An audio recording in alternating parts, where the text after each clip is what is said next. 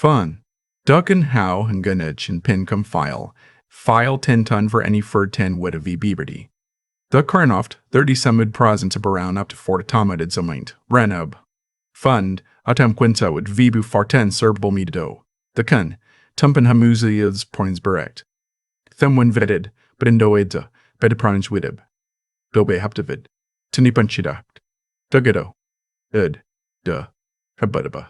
Enkoe. Ada. I. Adopa. Ebo. Ta. Adebi. Tabil. Evagieta. Die. The workbench was the first thing I built when we moved into the house on Clearwater Drive. That was 1987. I was 32 years old. My back didn't ache yet, and I had a wife who thought sawdust was romantic. I framed it out of white oak, 4 inches thick on the top, hand-planed until it was flat enough to use as a reference surface. My father stood in the doorway of the garage watching me work and said, almost to himself, "Boy knows what he's doing." He didn't say things like that often. I remember exactly how the afternoon light came through the side window when he said it. My father had been a pattern maker at the Pratt & Whitney plant in East Hartford for 31 years. If you don't know what a pattern maker does, I'll tell you. They make the wooden forms that metal gets poured around to create engine parts. It requires the kind of precision most people never develop in a lifetime of trying. My father's hands were his instruments, and his tools were an extension of those hands. When he retired in 1994, he didn't sell a single one. He oiled them, wrapped the blades in waxed paper, and stored them in the original wooden boxes they came in. Some of those tools dated back to the 1940s. Stanley hand planes with the original japanned finish. A set of Witherby chisels that he bought used from a man who was dying. Starrett combination squares so precise you could still use them to calibrate machinery today.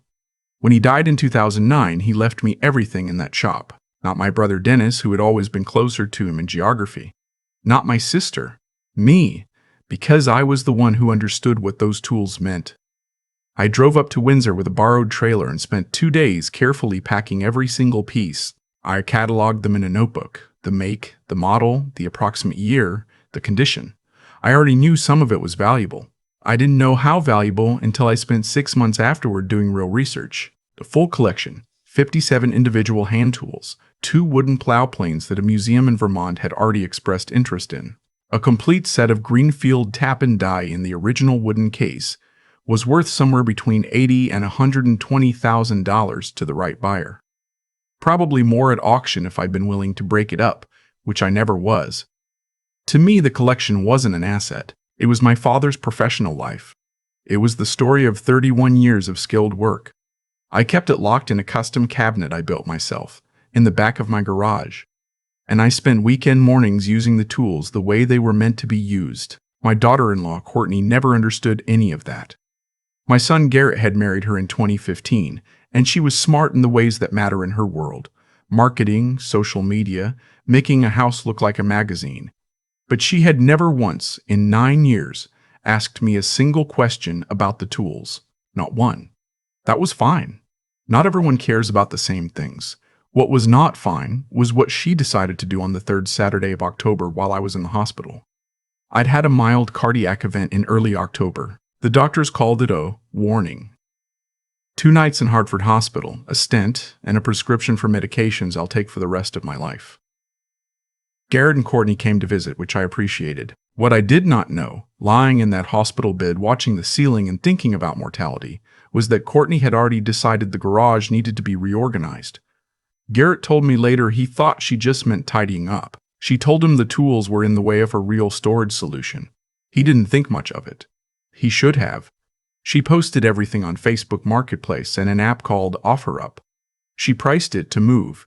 Individual tools for $20, $30, $50. The wooden plow planes she listed as antique wood gadgets, great for farmhouse decor, $75 each. The starred combination squares went for $40 the set. The complete Witherby chisels, 8 pieces with original handles, sold for $60 to a man who drove up from Middletown in a pickup truck. The whole thing was gone in 4 days. She made a total of $940. She was proud of herself. She put the money in a jar on the kitchen counter and told Garrett she'd been productive. I came home from the hospital on a Friday. Garrett helped me inside, made sure I was settled, and then went to pick up my prescriptions. I walked to the garage to check on things the way I always do when I've been away. It's habit, it's comfort, it's mine. The cabinet doors were open. The shelves were empty. There were fresh scratches on the wood where things had been dragged out carelessly. I stood there for a long time. I remember thinking that the scratches bothered me almost as much as the emptiness, which probably tells you something about how I was raised. I didn't call anyone that night. I sat in my kitchen and I did not make a sound. My chest hurt, but it was a different kind of hurt than what the cardiologist had described. I found out what happened the next morning when Courtney came over, clearly expecting me to be grateful. She walked into the kitchen with a smile I will never forget for as long as I live, held out that mason jar with the folded bills in it and said, "We cleared out all that old junk while you were recovering. Figured you could use some extra cash." She actually said old junk. I looked at that jar for a long time. Then I looked at her. Then I said, very quietly, "Which tools did you sell?" Her smile flickered. "The stuff in the wooden cabinet. The old hand tools. They were just sitting there, Walter." Walter. That's me. 61 years old. Retired electrician. Son of Raymond Kowalczyk, pattern maker, Pratt & Whitney, 31 years. I asked her if she still had the names of the buyers. She said she thought so, on her phone. I said, "Good. Don't delete anything." I took the mason jar, set it on the counter, and went back to the garage. The first call I made was to a man named Ed Vreeland, who runs an antique tool dealership out of Glastonbury. I've known Ed for 15 years. He's the one who helped me value the collection back in 2009. I described what had been in that cabinet, and I could hear him go quiet on the phone, the way people do when they're trying to figure out how to tell you something bad. He said, "Walter, the plow planes alone, if they're what I think they are, you're talking about $12,000 to $15,000 each. Maybe more." I thanked him and hung up. The second call was to my attorney, a woman named Patricia, who has handled my affairs for 20 years. I told her what happened. She asked one question. "Did your daughter-in-law have any legal authority to sell items from your property?" I said no. She said, "Then we have theft and conversion at minimum, potentially fraud, depending on how the sales were conducted. Let me make some calls." The third call was the hardest. That was to Garrett. He answered on the second ring, and before I could get a sentence out, he said, "Dad, how are you feeling?" He sounded genuinely happy to hear from me. He always does. That's the thing about Garrett. He's a good-hearted man who somehow missed the fact that he'd married a woman who believed the world was hers to reorganize at will. I said, "Garrett, I need you to understand something before I explain what I'm about to do." And then I told him what those tools were worth, what they'd been worth, what Courtney had sold them for. There was a silence on the line that lasted longer than any silence I've ever sat through with my son. Then he said very carefully, "How much?" I said. "Conservatively, between $80,000 and $100,000. Probably higher." He said, "Oh God." I said, "Yes." He said, "Dad, she didn't know." I said, "I know she didn't know, Garrett. That's not the question. The question is whether she had any right to make that decision in the first place. And she didn't. Not legally. Not morally. Not in any way." I wasn't shouting. My voice was so quiet I could barely hear myself. "Those were your grandfather's tools. I told you about them. I told her about them. She listened to about 45 seconds of it at Thanksgiving 2 years ago and then went to check her phone. He didn't have an answer for that. He asked what I needed him to do. I said I needed him to send me every contact and transaction record Courtney still had from the sales. He said he would. Patricia moved quickly. She sent formal legal notice to every buyer we could identify through Courtney's phone records, informing them that the items had been sold without the owner's authorization and that we were pursuing recovery of the property. Most of the buyers were ordinary people who had no idea they'd purchased stolen goods. Some cooperated immediately. The man with the Witherby chisels called me directly, sounded genuinely horrified, and drove back up from Middletown the following Wednesday with all 8 pieces still in their roll. He refused any reimbursement. He just said these shouldn't have been for sale. He shook my hand before he left. That was a good day. Some of the others took longer. The plow planes were the most important pieces to recover, both financially and personally. Patricia traced one to a woman in Wethersfield who had bought it as a decorative piece for her dining room and was confused and slightly annoyed by the whole situation. The other had already been resold, twice. Patricia tracked it through 3 transactions over a period of 6 weeks, until we found it in the possession of an antique dealer in New Haven who had purchased it believing it to have a clear provenance. When Patricia informed him of the circumstances, he consulted his own lawyer. His lawyer apparently took one look at the documentation. Patricia had the original photographs I'd taken in 2009, the valuation from Ed, and a copy of my father's will, and told his client to cooperate fully.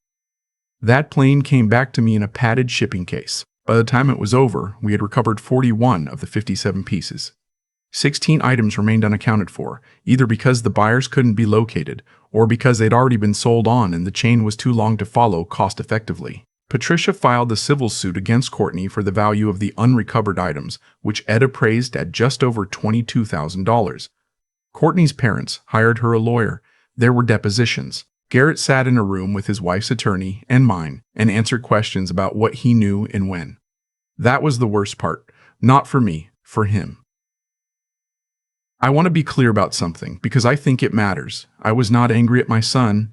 I was heartbroken for him. He had spent 9 years of his life with a woman who thought that moving through the world meant moving things that got in her way, and he had loved her honestly the whole time, and mostly just not looked too closely at what that cost other people. He's not a weak man. He's a kind one. There's a difference, and we confuse them too often. But kindness without limits is just a different kind of absence. Courtney and Garrett separated in December of that year. I didn't ask for that. I didn't want it, if I'm honest. I wanted my tools back, and I wanted some acknowledgement that what had happened was wrong. The separation was their decision, and Garrett made it.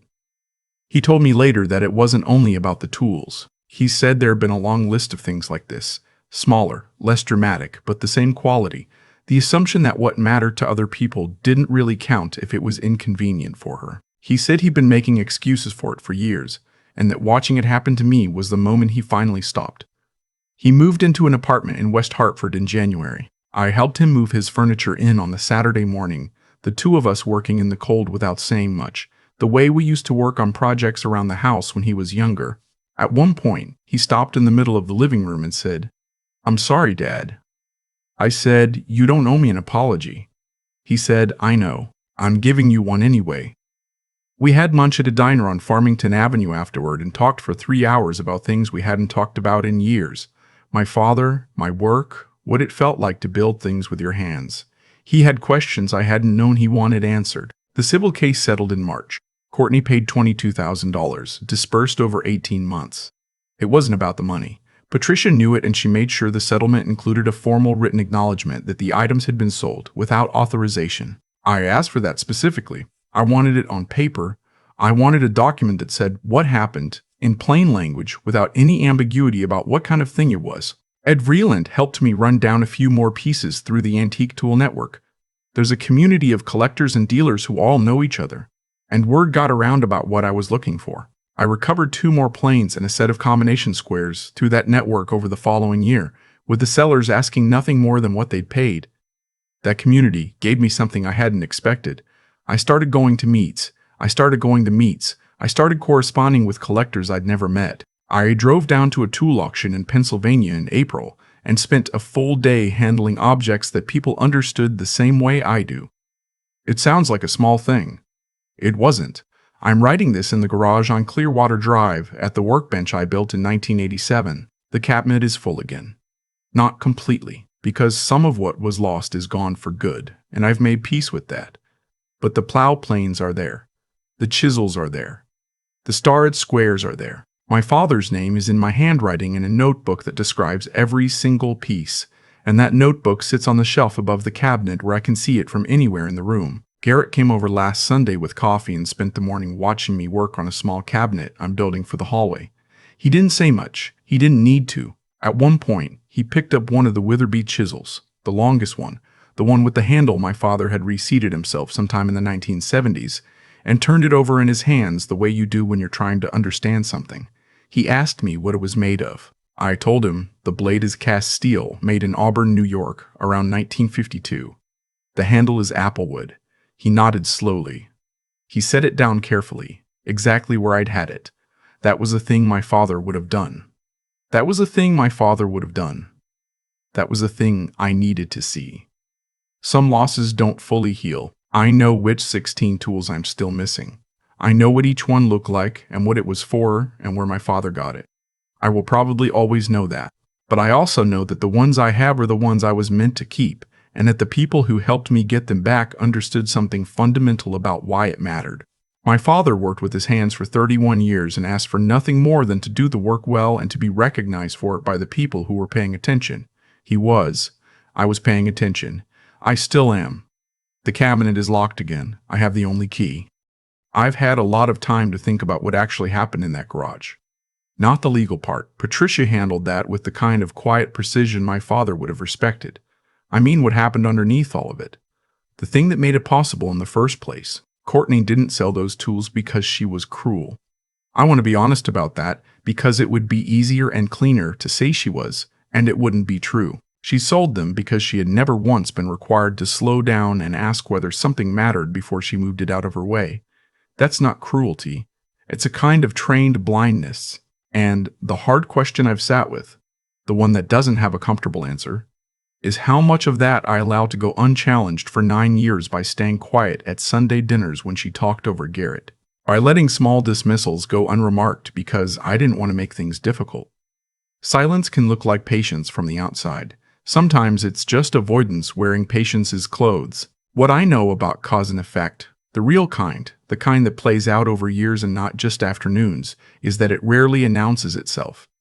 It accumulates. Every time Courtney made a decision that affected someone else without asking and nobody named it, that pattern got a little more comfortable for her.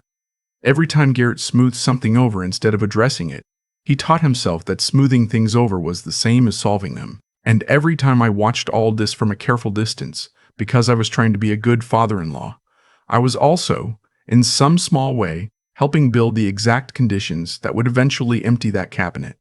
The tools came back. Most of them. What I couldn't recover, I've made peace with. But the recovery that actually changed something wasn't about the tools.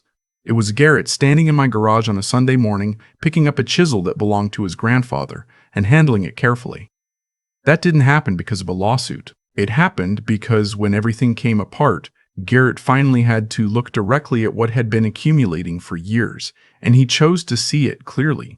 That takes something. It takes the willingness to be wrong about people you love, which is one of the harder things a person can do. I think about my father often when I'm at that workbench. He was a precise man in the way that people who work with their hands have to be, not rigid, but exact. He understood that the quality of what you build depends entirely on the quality of your attention. He applied that same standard to everything. He didn't say much, but what he said was considered and meant. He never performed emotion he didn't have. There's a kind of integrity in that. Not the word people paste on motivational posters, but the real structural kind, where the inside and outside of a thing match. I'm 61 years old. My chest has a stent in it and I take 4 pills every morning, and my back hurts in cold weather. I have a garage that is mostly full again, a son who drives over on Sundays, and a notebook on his shelf with my father's name in it. Some losses stay losses. That's just true, but I've learned, slowly, at some cost, that what you protect and how you protect it says something about what you actually believe, not what you say you believe. Will you live like you believe? Those are often different things. I'm trying to make them less different. The cabinet is locked. I have the only key. That's not a small thing to me anymore.